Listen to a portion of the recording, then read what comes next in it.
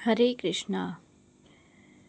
श्री भगवान उवाच येषां ते अभिहिता सांख्ये बुद्धिर्योगे तु इमां शृणु बुद्ध्या युक्तः यया पार्थ कर्म बंधनं प्रहास्यसि।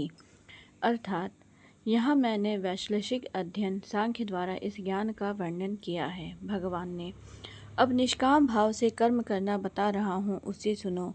हे पृथापुत्र, तुम यदि ऐसे ज्ञान से कर्म करोगे तो तुम कर्मों के बंधन से अपने को मुक्त कर सकते हो।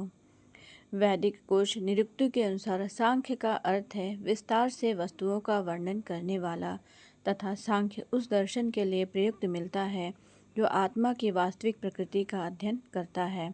और योग का अर्थ है इंद्रियों का निग्रह। अर्जुन का युद्ध न करने का प्रस्ताव इंद्रिय तृप्ति पर आधारित था। वह अपने प्रधान कर्तव्य को भुलाकर युद्ध से दूर रहना चाहता था, क्योंकि उसने यह सोचा कि धृतराष्ट्र के पुत्रों अर्थात अपने बंधु बांधवों को परास्त करके राज्य भोग करने की अपेक्षा अपने संबंधियों तथा सज्जनों को न मारकर वह अधिक सुखी रहेगा। दोनों ही प्रकार से मूल सिद्धांत तो इंद्रिय तृप्ति था।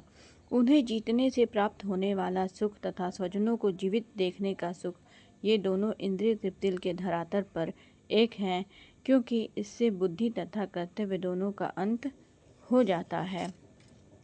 बुद्धि योग का अर्थ कृष्ण भावना अमृत में पूर्ण आनंद तथा भक्ति के ज्ञान में कर्म करना है। जो व्यक्ति भगवान की तुष्टि के लिए कर्म करता है, चाहे वह कर्म कितना भी कठिन क्यों न हो, वह बुद्धि योग के सिद्धांत के अनुसार कार्य करता है और दिव्य आनंद का अनुभव करता है। और ज्ञान प्राप्त करने के लिए अतिरिक्त श्रम किए बिना ही उसकी पूर्ण मुक्ति हो जाती है। हरे कृष्णा।